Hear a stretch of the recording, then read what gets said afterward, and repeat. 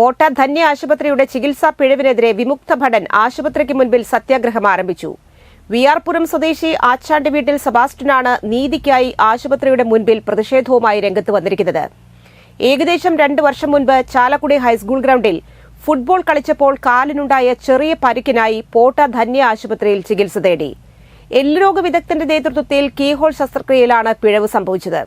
ഓപ്പറേഷനെ തുടർന്ന് ആരോഗ്യനില വഷളായ സെബാസ്റ്റ്യനെ കറുകുറ്റി അപ്പോളോ ആശുപത്രിയിൽ പ്രവേശിപ്പിച്ചു. അപ്പോളോ ആശുപത്രിയിൽ 3.5 മാസത്തോളം നടത്തിയ ചികിത്സയിൽ തുടയിലെ മാംസമെടുത്ത് ഉപ്പൂറ്റിക്കുമേൽ വെച്ച് പിടിപ്പിച്ച് ഒരുവിധം നടക്കാവുന്ന അവസ്ഥയിലേക്ക് എത്തി.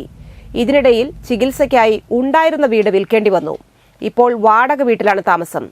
ചികിത്സാ പിഴവിനെതിരെ സെബാസ്റ്റ്യൻ ആശുപത്രി അധികൃതരെ സമീപിച്ചെങ്കിലും ഒരു സഹായം പോലും നൽകാതെ ഭീഷണിപ്പെടുത്തുകയായിരുന്നുവെന്ന് സെബാസ്റ്റ്യൻ പറഞ്ഞു.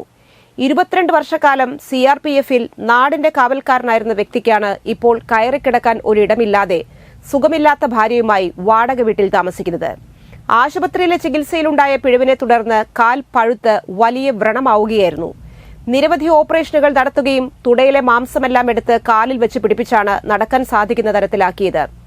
മറ്റ് ജോലിക്ക് പോകാൻ സാധിക്കാതെ വന്നതോടെ ചാലക്കുടി നഗരസഭയിൽ താൽക്കാലിക സെക്യൂരിറ്റി ജീവനക്കാരനായി ജോലി നോക്കിവരുന്നു.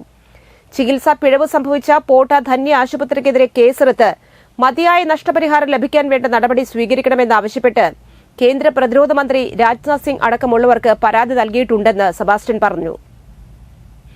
ആശുപത്രിയിലെ അസ്ഥിരോഗ വിദഗ്ധനെക്കുറിച്ച് വ്യാപക പരാതിയാണെന്നും ചികിത്സാ പിഴവ് മൂലം നിരവധി പേർക്ക് ചെറിയ പരിക്ക് വലിയ പരുക്കായിട്ടാണ് മാറുന്നതെന്നും പരാതിയുണ്ട്. ഈ പരാതിയുമായി വരുന്നവർക്ക് നഷ്ടപരിഹാരം നൽകി കേസ് ഒതുക്കി തീർക്കുകയാണെന്നും സെബാസ്റ്റ്യൻ പറഞ്ഞു. ഡോക്ടറെ സംരക്ഷിക്കുന്ന ആശുപത്രി അധികൃതർ നാടിനെ സംരക്ഷിച്ച വിമുക്ത ഭടന് നഷ്ടമായൊരു വീട് ഉണ്ടാക്കി കൊടുക്കാൻ പോലും തയ്യാറാകാതെ സ്വാധീനം ഉപയോഗിച്ച് അന്വേഷണങ്ങൾ തടസ്സപ്പെടുത്തുകയാണെന്നും സെബാസ്റ്റ്യൻ പറഞ്ഞു. നീതി ലഭിക്കും വരെ ആശുപത്രി പടിക്കൽ പ്രതിഷേധം തുടരുമെന്നും തന്റെ ഗതി മറ്റൊരാൾക്ക് ഉണ്ടാകാതിരിക്കാനാണ് പ്രതിഷേധ സമരമെന്നും സെബാസ്റ്റ്യൻ പറഞ്ഞു.